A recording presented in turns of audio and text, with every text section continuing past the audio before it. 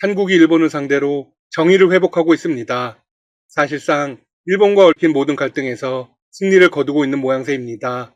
최근 한국의 서울중앙지법이 위안부 할머니들의 손을 들어주면서 피해자 배상 판결에서 승소를 했습니다. 그러자 일본 현지에서는 난리가 났습니다. 현재 일본은 정부 차원에서 대책 마련에 골몰하고 있습니다. 모태기 일본 외무상은 지난 9일 강경화 외교부 장관과 긴급 전화 통화 후 기자회견에서 이렇게 말했습니다. 국제법에 위배되는 상식으로 이해할 수 없는 비정상적인 상황이 발생했다. 모든 선택을 염두에 두고 의연하게 대응하겠다. 가장 먼저 언급되는 조치는 국제사법재판소 ICJ 제소입니다. 일본 현지 언론들은 일본 정부 고위 관계자의 말을 인용해 일본 정부가 유엔 최고 법정인 ICU에 이 문제를 제소하는 방침을 유력한 선택지로 검토하고 있다고 보도했습니다. 일본 정부가 한국 법원 판결에 반발하는 근거는 한 국가의 법원이 타국을 소송 당사자로 삼아 재판할 수 없다는 국제관습법상의 주권 면제 원칙입니다. 한국 법원이 일본 정부의 배상 판결을 내린 게 이 원칙에 위배된다고 주장하고 있죠. 반면 서울중앙지법은 사실상 국제관례인 이 원칙을 왜 무시했을까요? 네, 국가가 조직적으로 저지른 반인도 범죄인 위안부 피해는 국제법규상 상위에 있는 강행규범을 위반한 것이기 때문입니다. 따라서 주권 면제를 적용할 수 없다고 판단한 것입니다. 전례도 있습니다. 2004년 이탈리아 대법원이 한국 법원과 비슷한 판결을 내렸었죠. 당시 이탈리아 법원은 2차 세계대전 당시 독일에서 강제 노역을 했던 루이키 페리니가 독일 정부를 상대로 낸 손해배상 청구 소송에서 원고 승소 판결을 내렸습니다. 그것이 유명한 페리니 사건입니다. 이후 독일 정부는 이 사안이 주권면제 원칙을 위반했다며 IJC에 제소했습니다. 결국 IJC는 최종적으로 독일의 손을 들어주었습니다. 일본 정부는 이를 근거로 위안부 판결이 IJC 소송으로 진행될 경우 동일한 결론이 나올 것으로 보고 있습니다. 물론 자신들이 이길 거라고 보고 있죠. 하지만 일본이 이 문제를 IJC에 제소한다 해도 한국 정부가 이에 불응할 경우 소송 자체가 무효화됩니다. 한국은 상대국이 IJC에 소송을 제기하면 이를 무조건 수용해야 한다는 IJC의 강제적 관할권을 받아들이지 않고 있습니다. 그런데 더욱 중요한 사실이 있습니다. 일본이 이를 제소하면 과연 자신들에게 유리할까요? 그렇지 않습니다. 현재 일본 내부에서도 반대론이 급부상하고 있습니다. 지난 10일 일본의 1위 언론이자 보수 언론인 요미우리 신문은 이런 기사를 내보냈습니다. IJC에서 다툴 경우 주권 면제를 인정받을 수는 있지만 위안부 문제가 다시 국제적 쟁점으로 떠오를 우려가 있다. 네, 이겨도 남는 게 없습니다. 물론 일본이 꺼낼 가능성이 있는 또 다른 카드도 있습니다. 지난 2019년 한국 대법원의 강제징용 배상 판결 때처럼 경제적 보복에 나서는 것입니다. 당시 일본 정부는 반도체 산업 핵심 소재의 수출 규제와 화이트리스트 배제라는 카드를 꺼내 들었죠. 강제징용 배상 판결보다 위안부 배상 판결이 더욱 파장이 큽니다. 강제징용은 일본 기업을 대상으로 하지만 위안부는 일본 정부가 피고입니다. 현재 스가 총리는 취임 4개월 만에 지지율이 급락했습니다. 하락률에서 신기록을 세웠죠. 따라서 한국에 대한 보복카드를 활용해 지지층 결집에 나설 가능성도 배제할 수 없습니다. 그런데 이마저도 쉽지는 않습니다. 일본은 코로나19로 사실상 초토화되고 있습니다. 현재 환자 급증으로 긴급사태까지 선포된 상태입니다. 스가 총리로서는 코로나19의 수습이 가장 중요한 목표입니다.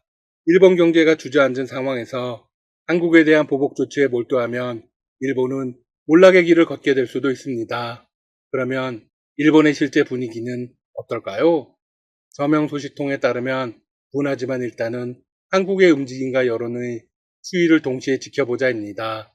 아사히 신문 역시 일본 정부가 IJC 제소를 염두에 두고는 있지만 일본 정부 자산 압류 추진 상황 등 향후 소송 추이를 지켜볼 것으로 전망했습니다. 한편 한국에게는 또 다른 희소식이 전해졌습니다.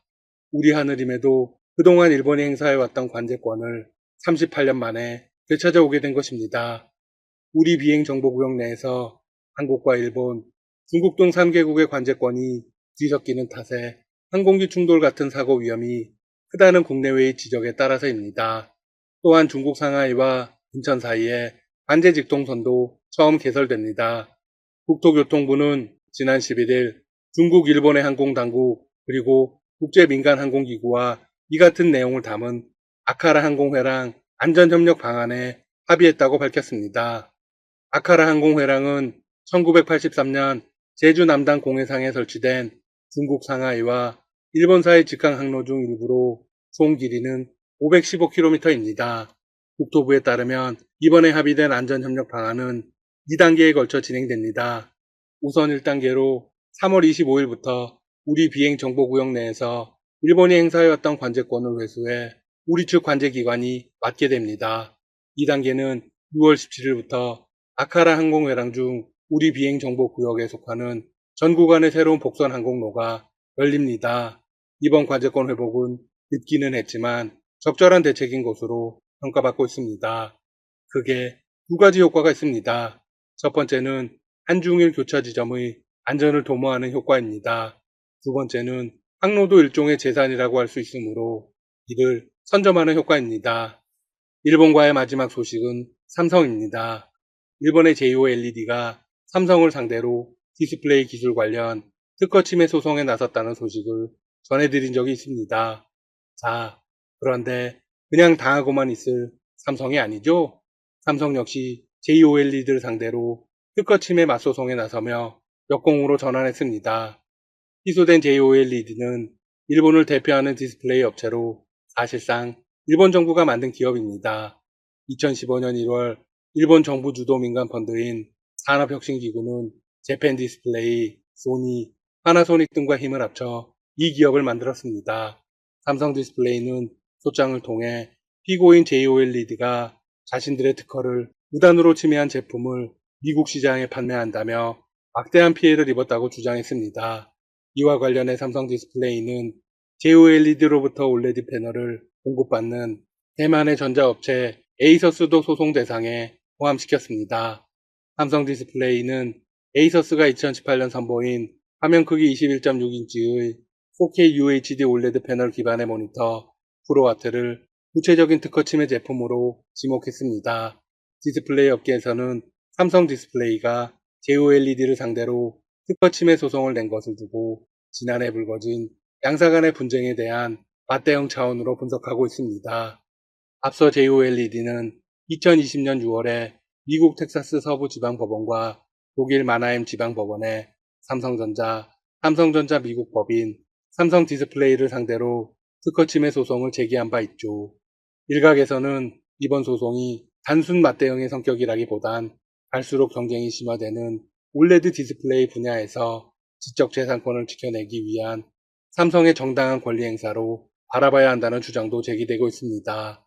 세계에서는 글로벌 업체인 삼성이 세계 곳곳에서 불거지는 각종 특허 논란에 적극적으로 대응하는 데 긍정적인 평가를 보이고 있습니다. 삼성의 승리를 응원합니다. 지금까지 닥터시사TV였습니다. 여러분 시청해주셔서 감사합니다. 구독과 좋아요 부탁드립니다. 이슈 트랙. 최근 한국의 조선업계가 해외에서 좋은 성과를 내고 있습니다. 사상 최대의 프로젝트를 따내고 있기 때문입니다. 조선업계 빅3인 현대중공업, 대우조선해양, 삼성중공업은 지난 1일 23조 6천억 원에 달하는 카타르 LNG선 프로젝트를 수주한 것입니다. 약 23조 원 이상 규모의 카타르 LNG 프로젝트 수주 물꼬를 튼 한국조선이 중국에게 내준 세계 1위 탈환에 시동을 걸었습니다. 4월 55%포인트 이상 벌어졌던 수주 점유율 격차가 지난달 7%포인트 차로 좁혀진 것이죠. 중국의 조선업계는 자국에서 구매해주는 선박들이 지금까지 중국 발주 물량의 큰 부분을 차지했는데 자국 내 발주량이 급감한 탓입니다. 이렇다 보니 한국 입장에서는 하반기 카타르를 시작으로 한국 조선의 주력 선종인 고부가 LNG선 발주가 계속될 전망이라 업계의 기대감도 커지고 있습니다. 영국 조선해운시장 분석기관 클락슨 리서치에 따르면 5일 전 세계 선박 발주량은 전달보다 40% 감소한 57만 CGT로 집계됐습니다. 이 중 중국이 절반에 가까운 27만 CGT 약 47%를 가져갔죠. 한국은 23만 CGT 40%, 일본은 5만 CGT 약 9%였습니다.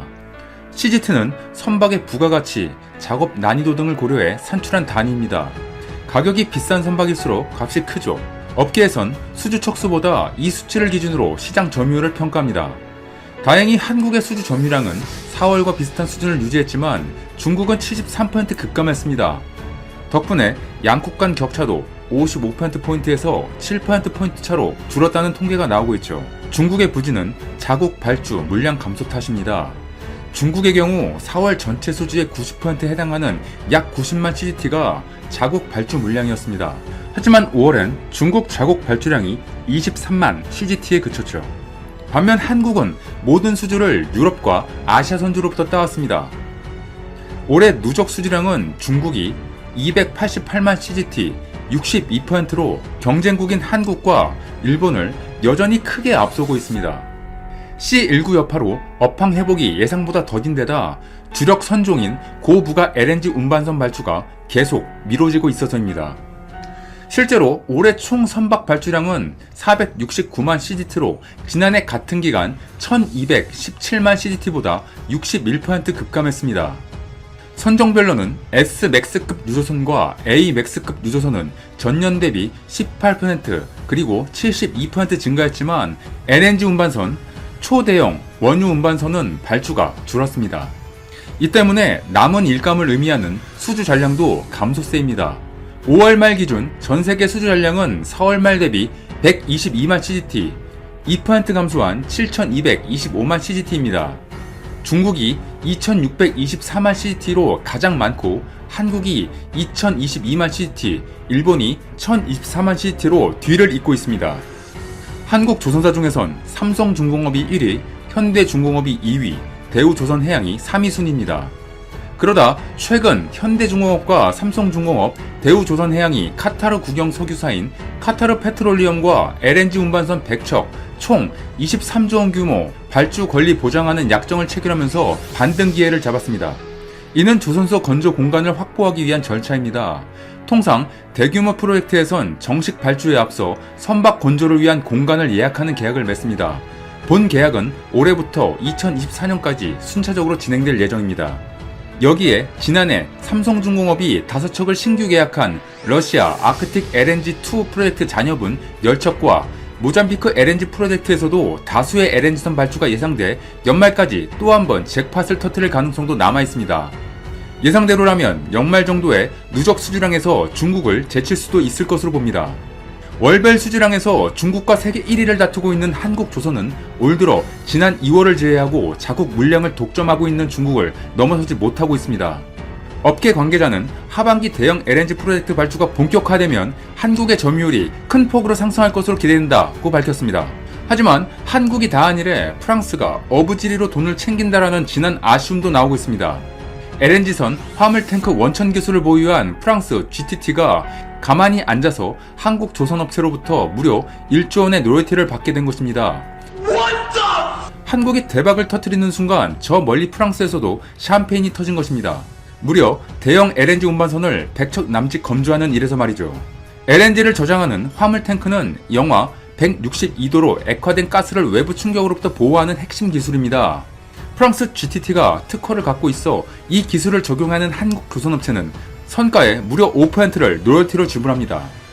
대형 LNG선 한 척 가격이 약 2천억 원인데 이 중 100억 원이 로열티로 나갑니다. 이번 카타르 프로젝트가 약 100척이니 한국 조선업체는 약 1조 원가량을 프랑스 GTT 손에 쥐어줘야 합니다. 조선업체가 올리는 수익과 거의 맞먹는 액수입니다. 그렇다고 국내에 독자적인 화물탱크 기술이 없는 것은 아닙니다. 그런데 왜 외국 업체에 계속 비싼 로열티를 물고 있을까요?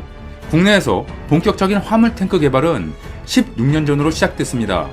정부가 가스공사를 통해 2004년부터 2014년까지 197억 원을 투입해 국산 화물탱크 기술 KC1을 개발했습니다.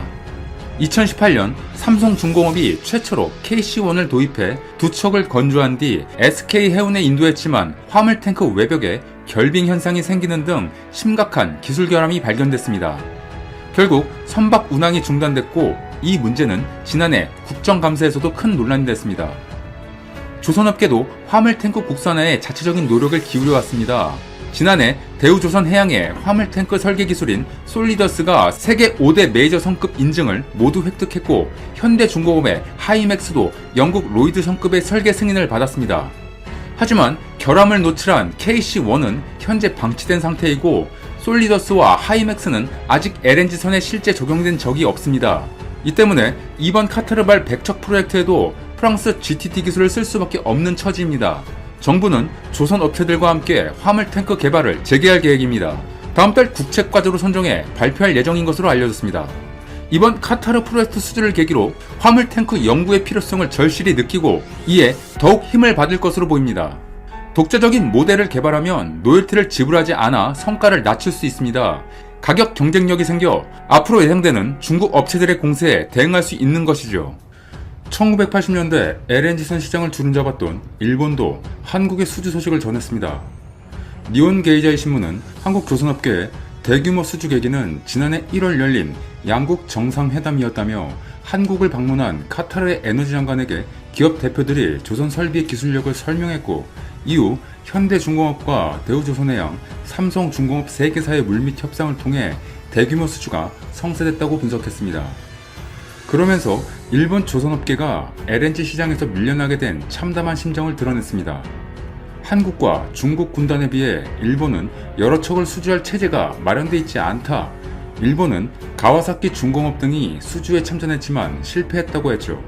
이어 일본 최대 조선업체인 이마바리 조선과 미쓰비시 중공업이 설립한 LNG선 공동사업 회사도 최근 몇 년째 수주가 없다며 사실상 유명무실됐다고